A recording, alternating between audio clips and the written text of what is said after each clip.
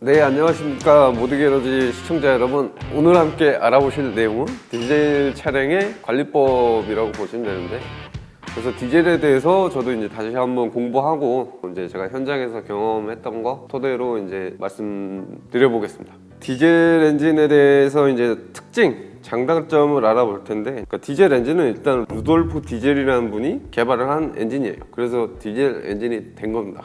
이 디젤, 열 효율이 높은 엔진을 개발하기 위해서 많은 시행착오를 겪었고, 디젤이라는 거를 어떻게 보면 이분이 쓰기 위해서 만든 연료라고 보시면 돼요. 근데 이분이 이제 초반에 개발하면서 뭐 석탄도 넣어보고 뭐 파우더 타입 뭐 여러 가지를 막 썼어요.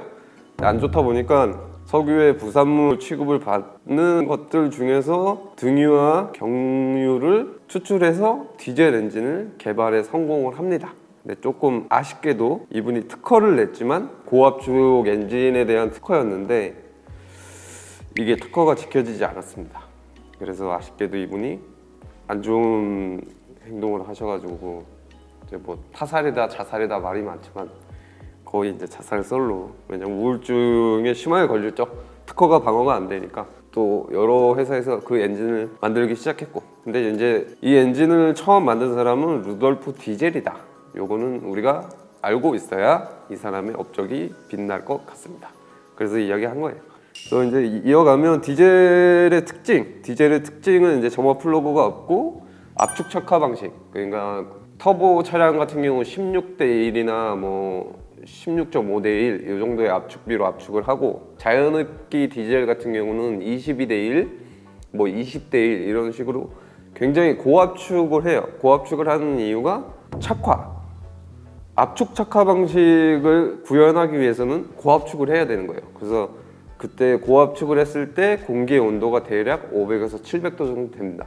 그 500에서 700도까지 가열된 연소실에 있는 산소에 이제 연료를 분사할 때 얻어지는 이제 에너지가 굉장히 높아요. 그래서 가솔린 엔진보다 기관의 열 효율이 높은 엔진. 그래서 이제 이 디젤이 개발된 이유로 장거리나 운송업이나 뭐 기차나, 그래서 하나의 산업혁명과도 같은 엔진이 개발이 된 거예요. 근데 디젤이 연료의 특징도 있지만 기관의 특징이 장점이 많은 거예요. 열 효율이 너무 좋다 보니까 이제 가솔린 엔진이랑 디젤 엔진은 전혀 다르게 작동하는 거예요. 그러니까 아예 다른 기관이라고 보셔야 돼요. 이제 또 루돌프 디젤 요 분이 엔진을 개발할 때 이제 좀 자금적으로 문제가 있을 때 여러분들이 아는 만이라는 회사에서 자금을 투자해가지고 이 엔진을 완성시켰습니다. 잠깐 또 삼천포로 빠지기 전에, 가솔린이랑 비교했을 때 디젤의 장점은 연비가 있고, 이제 연비, 그러니까 같은 1리터의 용량으로 몇 킬로미터를 주행할 수 있냐, 아니면 같은 무게의 연료로 어느 정도의 일을 할 수 있냐, 이게 이제 가솔린보다 월등히 디젤이 좋다. 그 다음에 힘, 토크가 굉장히 높죠. 왜냐하면 높을 수뿐이 없는 게, 고압축을 한다는 거는 피스톤이 상당히 많이 위로 올라오는 거예요. 그래서 롱스트로크 엔진이에요. 롱스트로크 엔진. 기본적으로 디젤들은 다 롱스트로크를 가져갈 수뿐이 없습니다. 힘을 전달하는 길이 자체가 길기 때문에 토크가 더 센 겁니다. 그래서 토크가 높아요. 그리고 이제 장거리 이런 때도 이제 장점이 생기죠. 연비가 좋으니까. 그리고 장거리 영역대에서 저RPM의 토크가 풍부하게 나오기 때문에, 이제 이거는 운수업을 해보셨거나 아니면 트레일러를 끌어보신 분들은 아실 거예요. 가솔린 엔진의 저RPM 때 토크가 잘 안 나오다 보니까 살짝 오르막만 나오면은 기아 변수가 계속 변하고, 수동 기아 같은 경우는 이제 손이 계속 바쁜 거죠. 그래서 장거리 운행에서는 주행 질감이 더 좋죠. 왜냐하면 변속 없이 저RPM으로 항속 운행을 꾸준히 할 수 있으니까. 그 다음에 이제 유류비. 디젤이 더 싸죠. 근데 우리나라만의 특권이에요, 이건. 해외 같은 경우는 디젤이 더 비쌉니다. 비싸거나 아니면 같거나 이런 수준이에요. 근데 우리나라는 디젤에 이제 세금을 조금 덜 붙이기 때문에 더 저렴합니다. 그래서 유류비는 이제 우리나라만 해당되는 거. 그리고 견인력이 무조건 좋아야 되는 픽업 트럭 같은 경우는 요즘은 이제 디젤 엔진은 이제 배제하는 환경 규제가 나오다 보니까 요즘은 픽업 트럭도 다시 6기통이나 4기통 터보 가솔린 엔진을 달고 있어요. 그러면서 미션은 다단한 미션, 8단은 일단 기본이 되고 10단 막 이런 식으로 다단한 미션을 적용해서 디젤 예전 견인력을 복원하려고 하는 노력들이 있어요. 예전에 디젤들은 뭘 실든 그냥 힘은 충분하니까 이런 필요가 사실 없었죠. 근데 요즘 미국 픽업 트럭들은 이게 기본 옵션이에요. 뭐 랩터만 하더라도 뒤에 트레일러를 끼우면은 이제 자동으로 인식하는 녀석들도 있대요. 그러니까 자동으로 자기가 지금 어느 정도의 토크로 가고 있는데 기관의 출력이 부족하다고 느끼면 뒤에 트레일러를 자기가 스스로 계산을 하는 거예요. 무게를. 변속 타이밍이랑 RPM 사용 수를 바꾼다. 이렇게 됩니다. 디젤 얘기하다가 이제 트레일러로 빠졌는데 하여튼 디젤의 장점이 이런 게 없어도 돼요. 견인력이 좋다. 단점으로 들어가면 이제 장점에서 비춰서 단점이 되는 건데 고토크를 내기 때문에 소음과 진동이 따라 나온다. 그리고 이제 10만 킬로가 넘어가면서부터는 유지비라고 하면 이제 기관을 손보는, 기관을 고치는 수리비용이 조금 비싸다.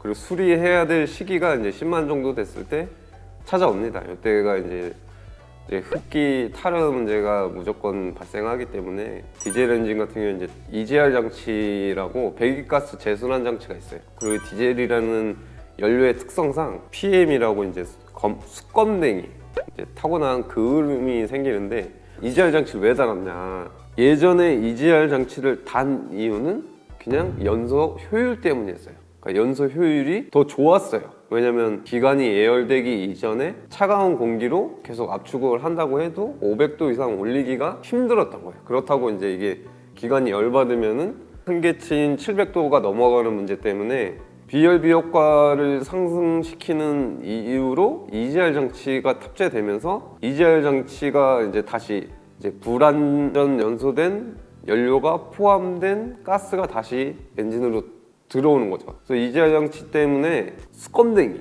더러운 그 PM이 무조건 실린더 안으로 들어가요. 근데 실린더 안으로만 공급되는 게 아니라 흡기 관련된 모든 장치에 그게 다 쌓이는 거죠. 그래서 이제 흡기 구멍도 작아지고 계측된 공기량만큼 공기량이 확보가 안 되다 보니까 10만 킬로 정도 됐을 때는 이제 엔진 경고등이 들어온다던가 진동이 심해진다던가 연비가 안 나온다던가 뭐 그런 문제가 생겨요. 그래서 10만 킬로 정도 되면은 거의 무조건적으로 EGR 라인과 흡기 서지 탱크 라인을 청소를 해줘야 됩니다. 청소를 안 하고 그냥 타도 되는데 아마 진동 소음 문제랑 출력 저감 문제를 계속 안고 타느니 그 비용을 써서 정비를 하는 게 좋습니다. 근데 이게 단점인 거죠. 가솔린 엔진은 그 정도로 10만마다 청소를 해야 될 정도의 흡기 탈원 문제는 안 생기니까. 근데 EGR을 그래서 이제 예전에는 막 막기도 했었는데 이런 건 이제 불법이고. 그래서 EGR 장치 때문에 이제 더 안 좋은 거는 타고 남은 수검댕이 플러스 이제 디젤 연료 플러스 실린더를 타고 내려가요. 이렇게 피스톤 링이 동그랗게 있으면 조립이 안 되니까 여기가 이제 일정 부분이 잘려 있거든요. 이 잘려 있는 부분이 뭐 머리카락 두께 정도 될 텐데 그 미세한 틈으로 디젤 연료가 계속 혼입이 됩니다. 윤활유에 혼입이 되면서 윤활유가 해야 될 역할, 이제 엔진을 부드럽게 해주는 역할도 필요한데 디젤이 등유랑 비슷하게 예전에 지금은 이제 쉽게 구할 수 있는 클리너나 뭐 그런 게 있지만 예전에는 그런 클리너가 없을 때 기관을 분해 조립할 때 기관을 깨끗하게 하는 청소제가 경유였어요. 경유나 등유로 엔진 부품을 닦고 이랬어요. 그러면 잘 닦게. 근데 그 말인즉 그 유막을 파괴하는 효과도 저는 높다라고 생각을 해요. 그래서 디젤 엔진들은 지금 해외에서도 계속 이슈인 게 디젤 엔진은 가솔린 엔진보다 엔진 오일 교환 주기를 짧게 가져가야 된다. 그 이유는 디젤이라는 어쩔 수 없는 연료의 특성과 기관의 특징 때문에 계속 연료가 혼합돼서 점도가 떨어지는 문제, 그리고 유막을 파괴하는 문제, 그 문제 때문에 이제 해외 포럼에 디젤 전문으로 하는 분들은 디젤 엔진은 무조건 5,000마일마다 엔진을 교환하는 거 그렇게 추천을 하고 있습니다. 근데 가솔린 엔진 같은 경우는 그거보다 약간 롱런하죠. 가솔린 같은 경우는 윤활유에 혼입이 된다고 해도 세퍼레이터나 유수분 분리 장치나 이제 크랭크실, 그러니까 엔진 안에 있는 이제 공기들 그거를 다시 실린더로 보내는 이제 장치가 있어요. 그 장치로 인해서 가솔린은 연료랑 섞인다라기보다 같이 나갑니다. 연소 찌꺼기들은 오일에 있겠지만 최소한 연료는 증발돼서 날아가요. 근데 경유는 증발 온도가 굉장히 높아요. 200도 이상이니까 웬만해서 증발하지 않습니다. 증발이 안 돼요. 그렇기 때문에 정유탑에서도 제일 늦게 나오는 건데 증발이 안 되고 그냥 엔진 오일이랑 같이 섞여서 그냥 계속 도는 거예요. 그래서 엔진 오일 교환 주기도 짧다. 근데 모든 분들이 15,000, 2만 요 정도 주행을 하고 교환을 하시는 것 같아요. 근데 그렇게 주행했을 때 제가 느낄 때는 터보 차저가 1차적으로 가장 큰 문제가 돼요. 이게 왜 문제가 되냐면 꼭 디젤 차량들만 터빈에서 오일이 새요. 이건 이제 저의 뇌피셜인데 그게 오일이 아니라 경유 아닐까라는 생각이에요. 왜냐면 엔진오일 점도가 높고 가솔린은 더 높은 온도로 더욱 고회전을 하는데 엔진오일이 흡기 쪽으로 역류하는 문제는 없거든요. 근데 디젤 엔진들은 항상 터빈 쪽에서 역류를 합니다.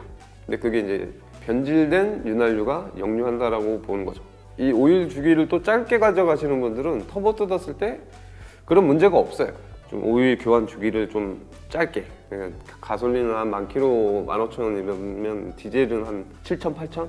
한번 교환하는 게 좋지 않을까, 이제 개인적인 생각입니다. 다음으로 치면 이제 차량 전체 무게가 무겁다.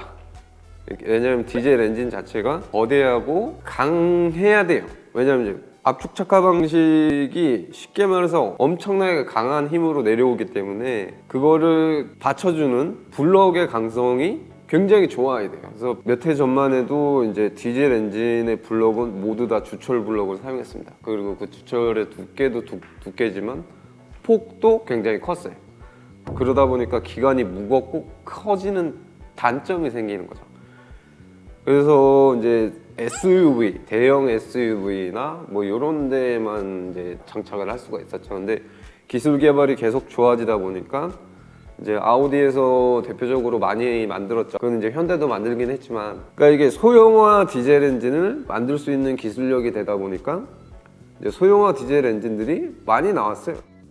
그리고 디젤 연료의 특징도 이제 얘기하면 좋겠네요. 디젤 연료의 특징은 이제 가솔린은 옥탄이라고 부르는데 디젤은 세탄이라고 이제 따로 계측하는 방법이에요. 그래서 세탄가가 일단은 높으면 높을수록 일산화탄소랑 탄화수소 배출량이 적어져요. 그래서 거의 완벽 연소에 가깝게 이루어지는 특징이 있는데 그 세탄가가 높으면 높을수록 이제 연비도 좋아지고 소음 진동도 약간 보상되는 효과도 있어요.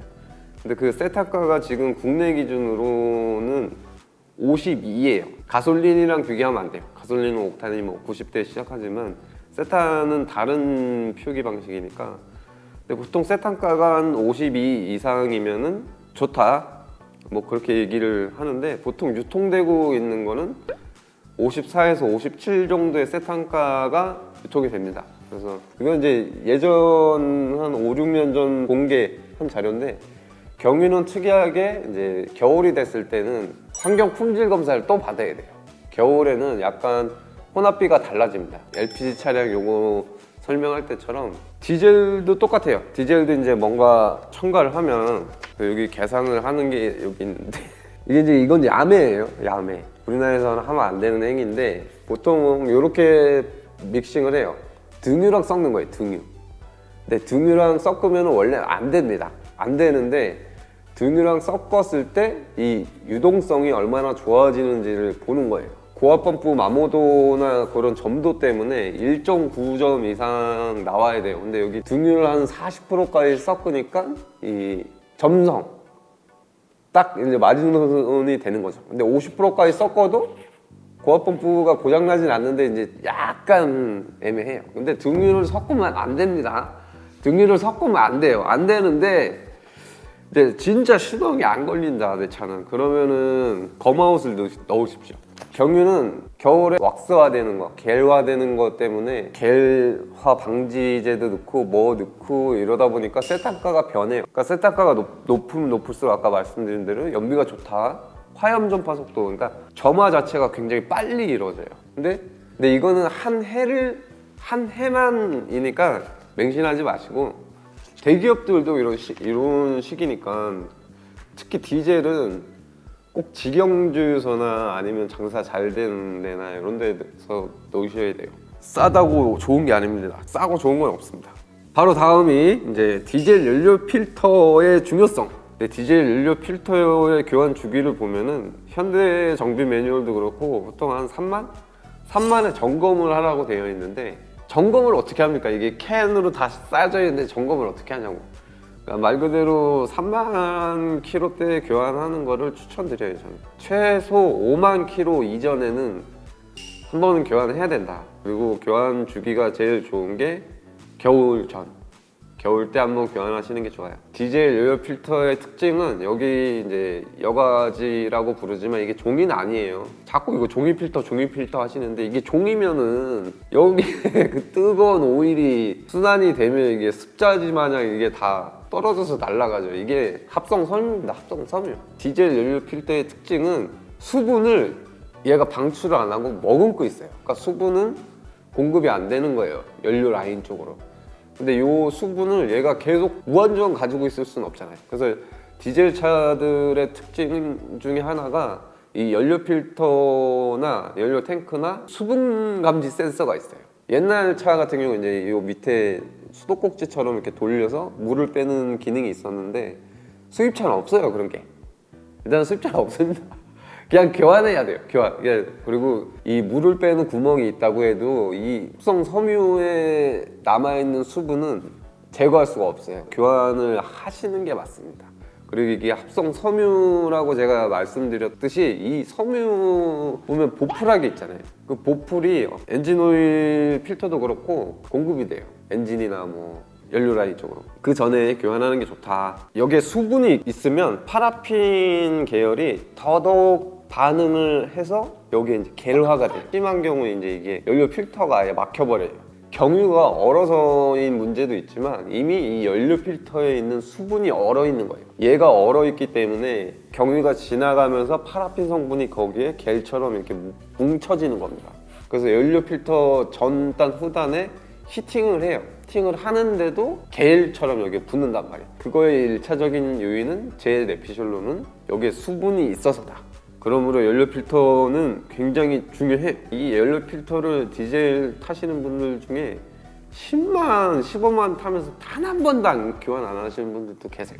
이걸 교환 안 하면 여과지에 쌓이다 보면은 얘가 이제 필터링 저항이라고 있어요. 그러니까 필터를 뚫고 통과해야 되는 그 필터링 저항 때문에 1차적으로 망가져요. 연료 펌프가 망가지는 이유도 얘를 뚫기가 힘든 거예요. 압력이 걸리니까 연료 펌프에 부하가 걸리는 거죠. 연료 펌프가 부하가 걸린 상태로 계속 운행하다 보면, 연료 펌프는 이제 내접 기화 방식이라고 그 쇠와 쇠끼리 부딪히는 방식이에요. 그래서 아무리 여기 디젤에 윤활 성분이 있다고 해도 터링 저항이 너무 세다 보면 펌프의 부하 때문에 이게 갈려요. 기어가 갈리면서 여기 이제 쇠가루도 끼고 1차적으로 이제 저압 연료 펌프가 뻗고, 그 다음에 그 뻗은 거를 보면은 연료 탱크 안에 이제 음분이 이제 쫙 있고, 얘가 이제 쇠가루가 많이 껴있죠. 근데 그 음분은 엔진 쪽으로 가면 치명타입니다. 치명타. 인젝터를 다 리빌드 하거나 교환을 해야 돼요. 연료 필터는 매뉴얼에 적힌 대로 3만 킬로에 한 번은 교환을 하시길 추천드립니다. 다음으로 넘어가서 디젤은 겨울에 시동이 잘 안 걸리는 이유. 이거는 이제 옛날 말. 요즘 디젤 차는 잘 걸리죠. 잘 걸리는 이유가 이제 지금은 아주 미립화 시켜가지고 막 2,900바 막 사람이 상상할 수 없을 정도의 압력으로 얘를 분사하는 거예요. 그래서 한 행정에 5번을 나눠서 하는 거예요. 미립화 시켜서 정밀한 분사 분무를 하기 때문에 시동이 잘 걸려요. 잘 안 걸리는 이유는 이거 안 갈아서 안 갈아서 연료가 제대로 공급이 안 되니까 고압 펌프에서 그걸 미리파시킬 수 있을 정도의 압력이 안 나오니까 잘 안 걸리는 거야. 그래서 내 차가 신형차다, 2015년 이후에 나온 디젤 차다. 근데 겨울에 시동 걸려면 디젤링이라고 그래서 이제 탈탈탈탈 이렇게 걸린다 그러면 교환. 아시겠죠? 연료 필터로 또 이렇게 리턴된대. 연료 필터는 그만큼 중요합니다, 디젤에서는. 그리고 디젤 연료는 수분이 생긴다. 이것도 존나 어려운 말이야. 존나 어려운 말. 그러니까 이게 디젤을 이야기하면서 이제 시청자분들이 판단을 하시겠지만 제가 이제 어렵게 말을 하고 있어요 지금. 왜 어렵게 말을 하고 있냐면 이거를 충분히 어느 정도 저는 이해를 했지만 이거를 쉽게 풀이해서 이거는 조금 세월이 걸립니다. 디젤 연료는 수분이 왜 생기냐 요거부터 이제 따져야 되는데 가솔린 엔진은 그런 적 없거든. 연료 탱크 밑에 막 물이 충충 차가지고 시동이 안 걸리고 이런 문제는 없거든. 근데 디젤은 왜 생기냐? 말 그대로 디젤은 비극성 물질이에요. 어렵죠? 존나 어렵죠? 그러니까 탄소의 가스랑 탄소의 사슬이 존나 많아요. 그래서 점도가 높아. 디젤은 점성이 높고 비극성 물질이야. 근데 물은 극성이란 말이에요. 극성과 비극성이 만나잖아요. 서로 섞일 수가 없어. 섞일 수가 없다 보니까 응어리지고 맺히는 거예요. 가솔린도 생깁니다. 가솔린도 생기는데 가솔린에서는 그 물이 응치되진 않아요. 응치되지 않는 이유가 가솔린은 그나마 조금씩 생기는 수분은 친수, 그러니까 지가 그냥 받아들여서 그냥 엔진으로 밀어 들어가는 거예요. 근데 그렇게 작동돼도 문제가 없어요. 근데 디젤은 물은 일단 필터에서도 거르고 다 거르려고 한단 말이에요. 근데 연료 탱크도 디젤은 또 더럽게 크죠. 연료 탱크도 더럽게 큰데 예전에는 철제를 썼어. 철제 연료 탱크를 쓰다 보니까 그래서 디젤은 결로 현상이 생겼을 때 가솔린은 어느 정도 친수를 하지만 어느 정도 흡수를 하지만 같이 가자 이런 게 있지만 디젤은 물은 너 뭐 너랑은 절대 같이 안 갈 거야 라는 이런 게 있기 때문에 디젤이 더더욱 이 문제가 많아요. 특히나 이제 리턴 방식으로 인한 온도 차이로 수분 응결. 이거 어디서 뺏긴 거야? 그 찾아봤어. 이것 때문에 되는 게 맞나 해가지고. 그것 때문에 되는 거야 결국. 존나 이게 뜨거우니까. 왜 뜨거웠냐면 디젤의 인젝터는 특이하게 가솔린 인젝터는 얘가 쓸 만큼의 연료를 공급하고 그냥 연료 탱크로 가요. 근데 디젤은 리턴 방식이 이 필요한 만큼 여기까지 갔다가 여기까지 이 존나 뜨거운 데까지 갔다가 이렇게 리턴되는 거야. 쓰고 남은 게 리턴되는 방식이라서 더 뜨겁기 때문에 더 결로 현상이 잘 생기는데 물이랑 또 졸라 안 친해. 그러니까 연료 탱크에 그런 문제가 많이 생겨요. 근데 디젤 수분 제거제 이제 많이 파시는데 겨울에 수분 제거제 중에 제일 안 좋은 게 알코올입니다. 알코올을 넣으면 수분이 제거가 돼요. 분리가 되는데 그게 되게 안 좋아요. 기관 자체에 아까 휘발유 넣는 거랑 똑같은 거예요. 제가 생각하는 디젤 차량 추가 관리법, 제가 생각하는 디젤 엔진 추가 관리법은 엔진오일 교환을 주기를 좀 짧게 가져가는 거. 그러니까 엔진오일 교환 주기는 나는 짧게 가져가는 거는 좀 그렇다라고 하시면은 좋은 합성유 엔진오일로 교환하시는 걸 추천드립니다. 참고로 저희는 뭐 레드라인이랑 모빌원, 모듈 이렇게 준비가 돼 있으니까 최소한 이제 좋은 합성 엔진오일을 사용하시는 걸 추천드린다. 자, 제가 얘기한 교환 주기는 제 개인적인 추천 교환 주기다. 이렇게 참고만 하시고 여러 정보를 알아보시고, 그러니까 저 말고 다른 이제 인터넷 서칭으로 많이 알아보시고 차량을 관리하는 것을 추천드립니다. 네, 안녕하십니까, 이치프입니다. LPG 차량에 대해서 장단점을 저희 함께 알아보도록 하겠습니다. 이 내용은 저희 이제 파트너사인 모텍에서 적극 촬영해서 찍어놓은 영상이 있습니다. 그거는 하단 댓글창에 링크를 고정해 놓도록 하겠습니다. 요거는 디젤보다 더 실무 학습이기 때문에 참고하시기 바랍니다. 이상 LPG의 차량 장단점 알아보았습니다. 감사합니다.